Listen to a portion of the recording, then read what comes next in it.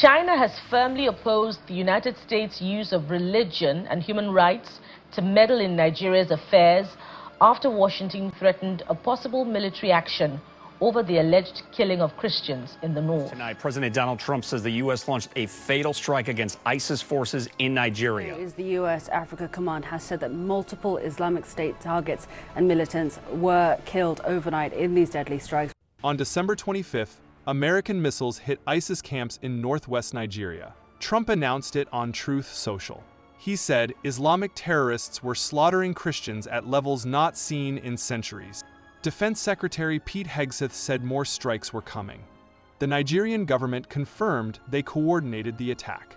But here's the twist. The region where the strike happened, Sokoto State. Local reporters said they couldn't recall any major attacks on Christians there, ever. And while Washington was talking about Christian genocide, Beijing was watching, very carefully. Nigeria isn't just another African country. It's the continent's most populous nation. 237 million people, split almost evenly between Christians and Muslims. It's also Africa's largest economy, and for the last 2 decades, China has been building something there.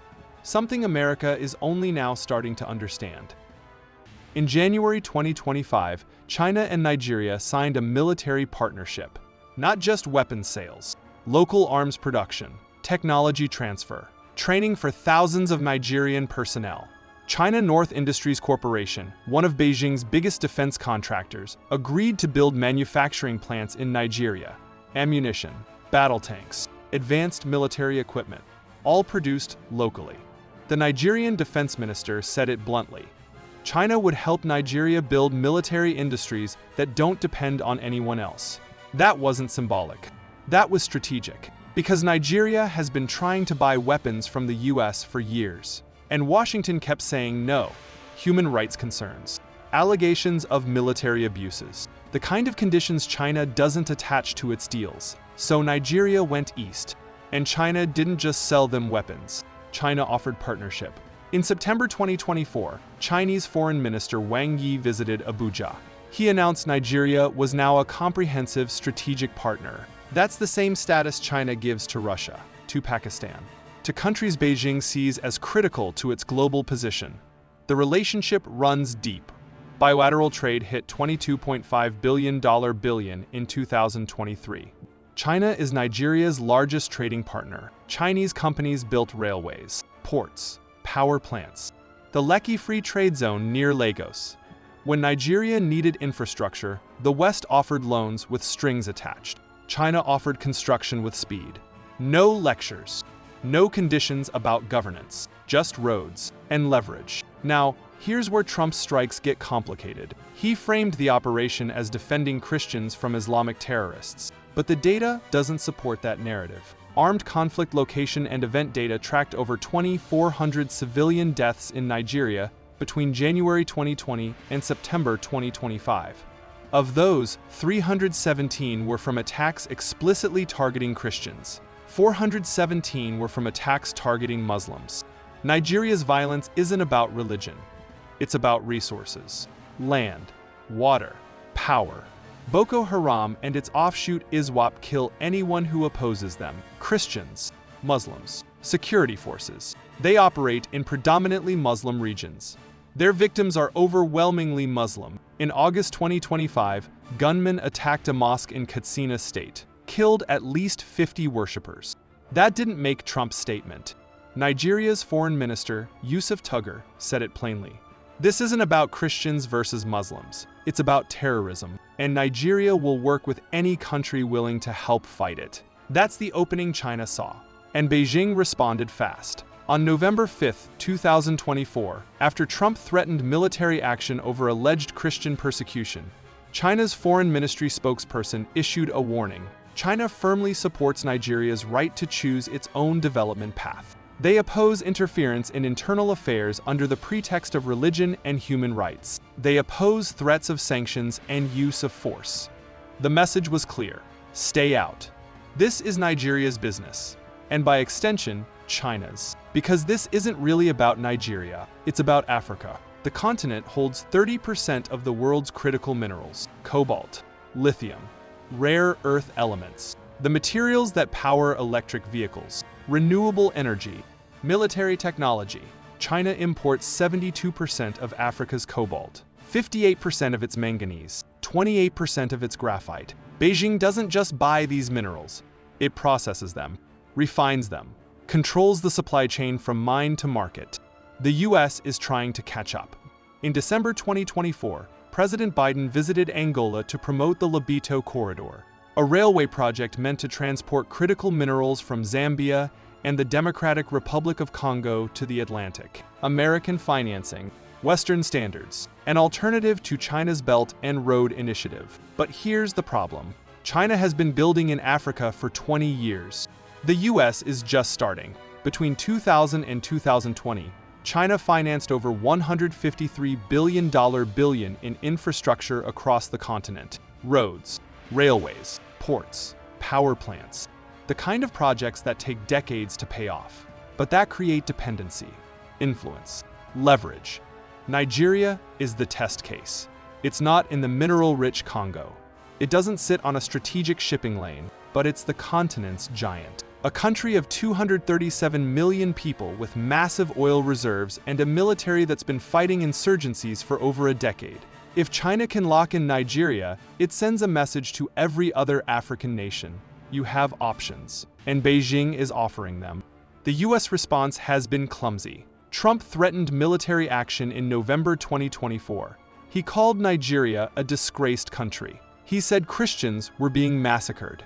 Nigerian President Bola Tinubu pushed back hard.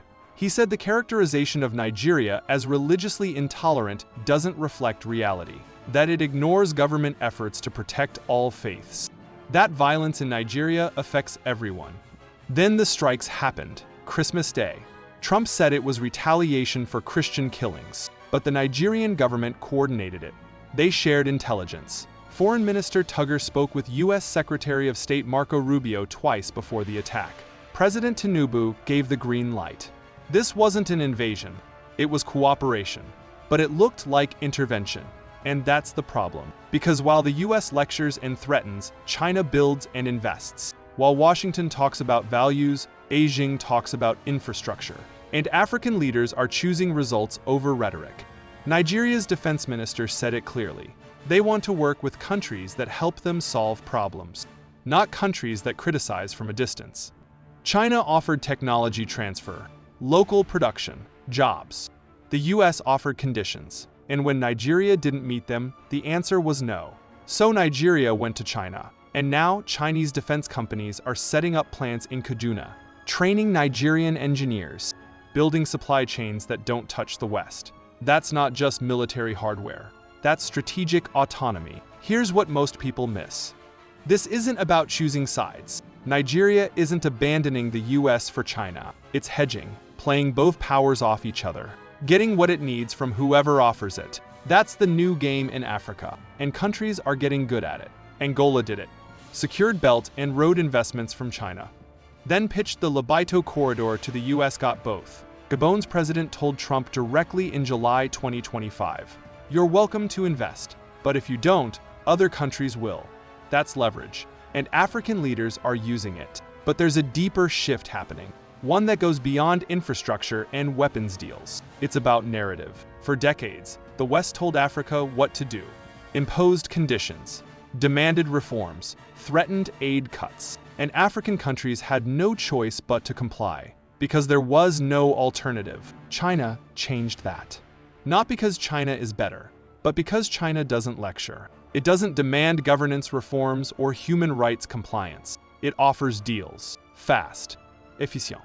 No strings. And when African countries take those deals, they're not choosing authoritarianism over democracy. They're choosing results over rhetoric.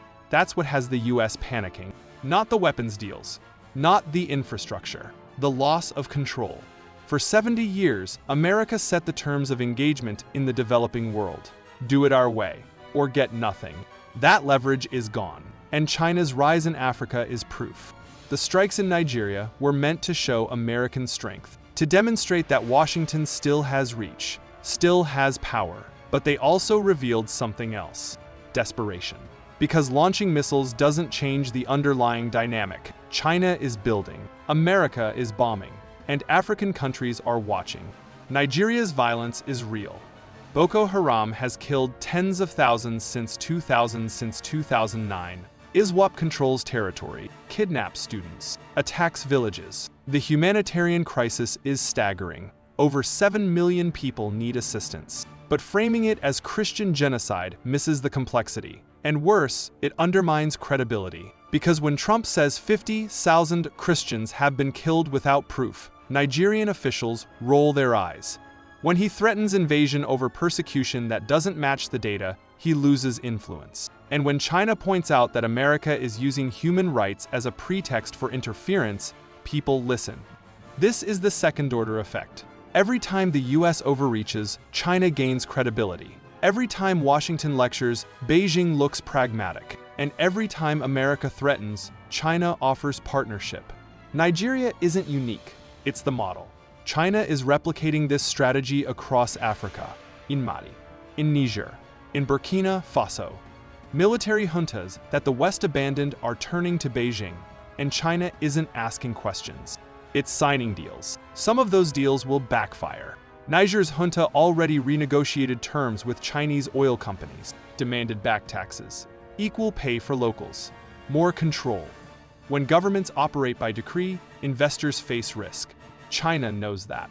But it's betting that the short-term gains and influence are worth the long-term uncertainty. And it's working. Because the alternative for African countries isn't China or America. It's China and nothing.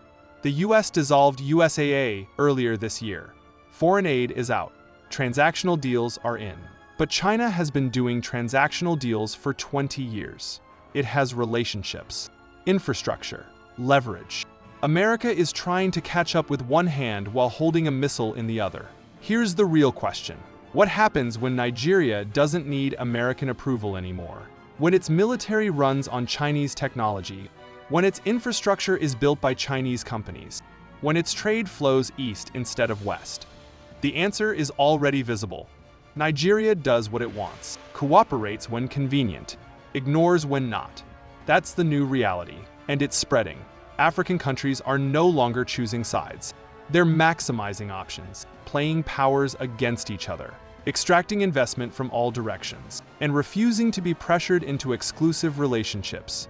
The US can't sanction its way out of this, can't bomb its way to influence, can't lecture its way to partnership, because the leverage is gone, and China made sure of it. Trump's strikes might have killed ISIS fighters, might have disrupted operations temporarily, but they didn't change the strategic picture. China is still building military plants in Nigeria, still training personnel, still deepening ties. And Nigeria is still hedging, still taking from both sides, still maximizing its position. This is what the end of American dominance looks like in Africa. Not a dramatic collapse, just a slow realization that other options exist. That conditions aren't mandatory, that partnerships can be transactional. And that influence flows to whoever delivers results. Christmas Day 2025 wasn't about protecting Christians. It was about projecting power, showing Africa that America still matters, still has reach, still demands attention. But the response from Beijing said everything. China doesn't need to bomb. It just needs to build. And right now, that's winning. What happens next depends on whether America learns the lesson, whether it can compete on infrastructure instead of intervention, on investment instead of threats, on partnership instead of preaching, because the old playbook is dead, and China just proved it.